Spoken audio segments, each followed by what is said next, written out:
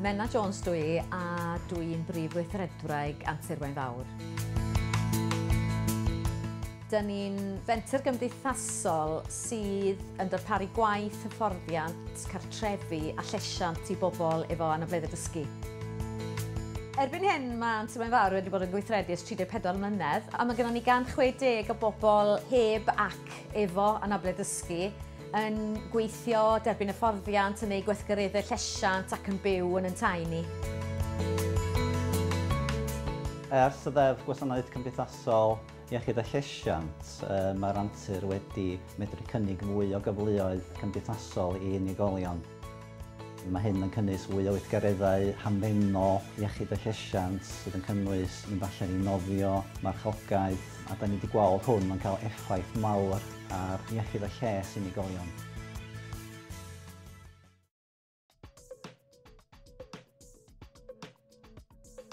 Mae'r Warwswerdd yn gronfan a siop ar stad diwydiannol Cebyn yn Gaernarfon sy'n ailgylchu ac ail-ddefnyddio dodrefn a dillad. Nôl yn 2004 gafodd Anturwain Fawr 750,000 o gyllid Ewrop i adeiladu'r ganolfan yma ac i rhedeg sawl prosiect ailgylchu ac ail-ddefnyddio. Mae'n prosiect dillad yn prosiect fawr i'r Antur sy'n dod â dipyn o elw fasnachol i ni. Da ni'n casglu o bancia a binia o gwmpas yr ardal. Felly, da ni'n casglu o 9 cylchmeithrin, 47 ysgol gynradd, 4 ysgol uwchradd ac 8 ganolfan arall. Un o'r brif rhesymau dros llwyddiant y model busnes yma ydy bod ni'n gallu talu cyfraniad cystadleuol i'r grwpiau yma. So mae hyn yn sicrhau bod ni'n gallu cystadlu mewn marchnad agored efo busnes y preifat a cadw'r incwm ar elw'n lleol. Mae'r gwaith yma'n cynyddu tunelliad dillad a'r cyfleoedd gwaith i'r unigolion yn cynnwys dipyn o gyfleoedd gwahanol fel casglu, didoli, golchi, dethol y dillad i'w ail-ddefnyddio a'i ailgylchu ac i gwella'n berthynas ni efo'r gymuned lleol. Dillad Gwynia, ond Gwynia fi sy'n mynd dibynol i brywys ar ysgol fel weithiau. Fel dillad. Nhw'n sach glin, golchi i gyd.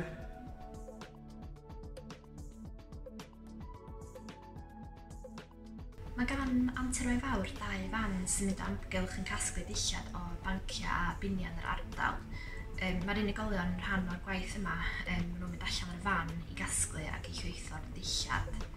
A wedyn pan mae'r dillad yn cyrraedd y Warwswerdd, mae'n cael ei cwaranteinio mewn container am 72 awr fel rhan o'r broses i amddiffyn yn erbyn coronavirus.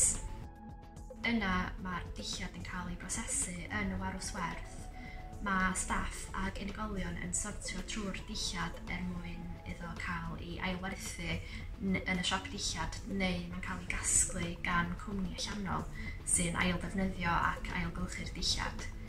Mae'r Antur yn cael ei dalu fesul tunnell am y dillad sy'n cael ei gasglu. Da ni hefyd wedi cychwyn yn gwneud defnydd o hen dyweli a dillad gwely mwyn creu bragia sy'n cael ei ddefnyddio gan garages lleol.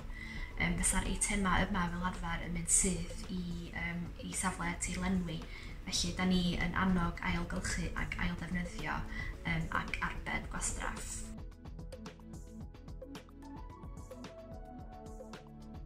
A po fi siarad yma bryd o gwybod yn helpu toes am y dillad. Fi'n o'n bagiau i casgidia am panefi o y bar fe. Mae'r lofyd yn un hon o mae'r container o'r llwyd. Yndi.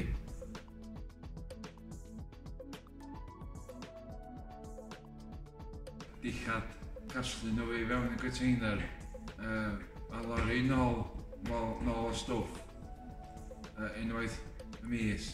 Wedyn da ni'n chwarae games pan mae Joyce eisiau ni wneud.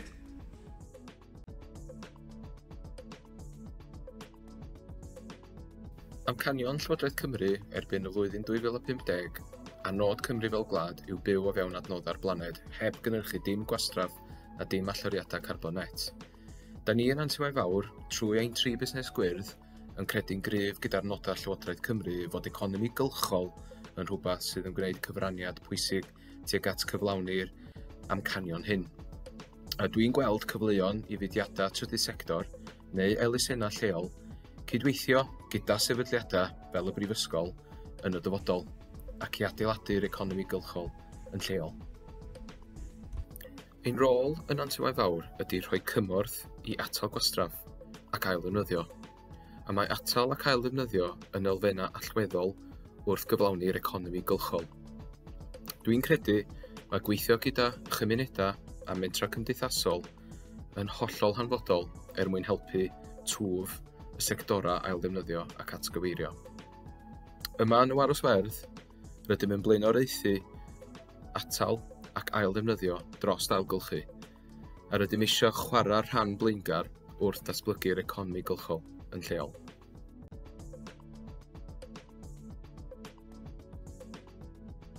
Mae gweithio ar ymgyrch ail-ddefnyddio diwedd tymor y Brifysgol wedi bod yn agoriad llygad.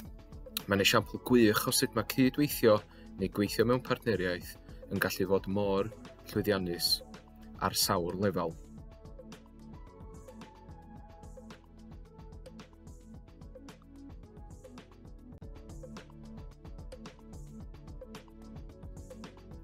Drwy gydweithio hefo'n gilydd, rydym wedi gweld yn uniongyrchol yr effaith positif mae hyn wedi cael ar bydd i'n economi leol, i'r amgylchedd ac i'r pobl.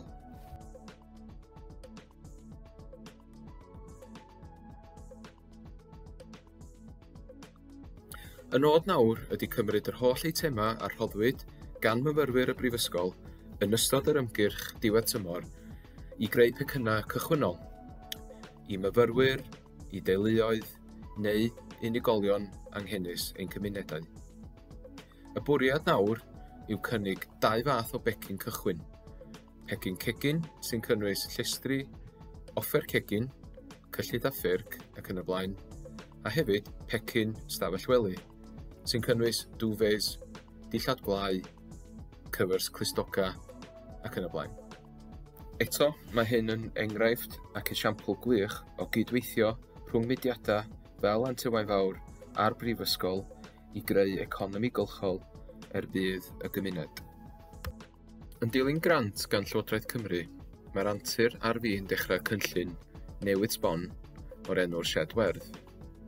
Gyda'r adeilad newydd yma, bydd yn cael ei adeiladu yn 2021, y nod yw cynyddu y gallu i brosesu ac ail-ddefnyddio mwy o eitema. Rydym hefyd yn gobeithio datblygu prosiectau gwaith penodol i unigolion sydd ar y sbectrwm awtistiaeth. Mae'n datblygiad cyffrous sydd yn mynd i galluogi ni fod yn fwy cynaladwy ac hefyd sicrhau cyfleoedd gwaith i pobl gyda anabledd dysgu.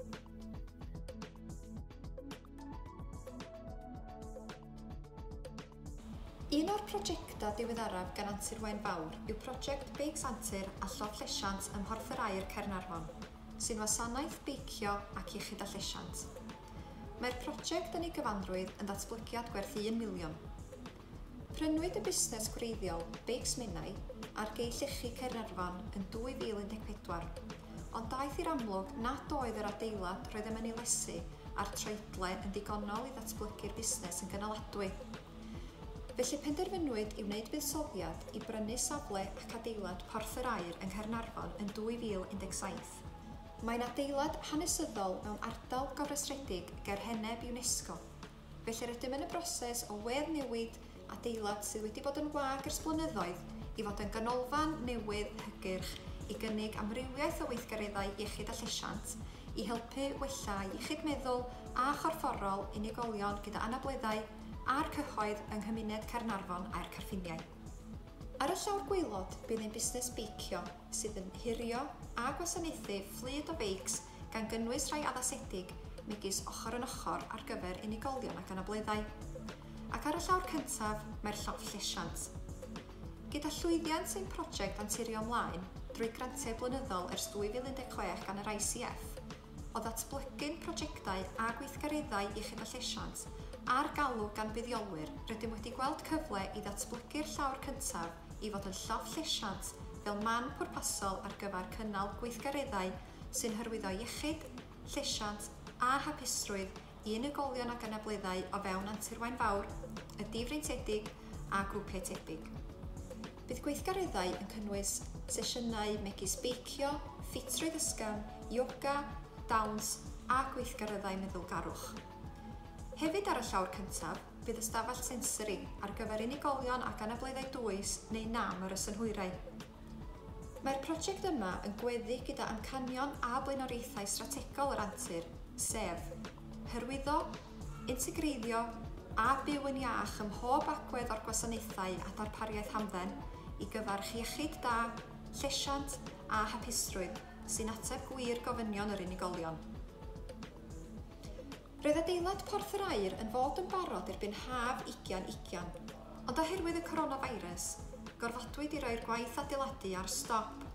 Felly rydym nawr yn edrych i gwblhau'r gwaith adeiladu erbyn diwedd Hydref cychwyn Tachwedd y flwyddyn yma. Ers ailagor ein gwasanaethau dydd yn dilyn y cyfnod clo, rydym wedi gweld sawl unigolyn ac anableddau dysgu sydd wedi dychwelyd i'r gwaith yn dioddef a cyflwr iechyd meddwl. Mae'r unigrwydd, y diffyg rwtîn, cael gwneud ymarfer corff a'r poen sydd wedi bod gyda'r coronavirus wedi cael effaith drom. Ei nod yw canolbwyntio ar integreiddio'r unigolion nôl i'r gwaith a creu rhaglen o weithgareddau iechyd a llesiant o ein safleoedd i gyd gan gynnwys ein adnodd newydd Beics Antur ym Mhorth yr Aur.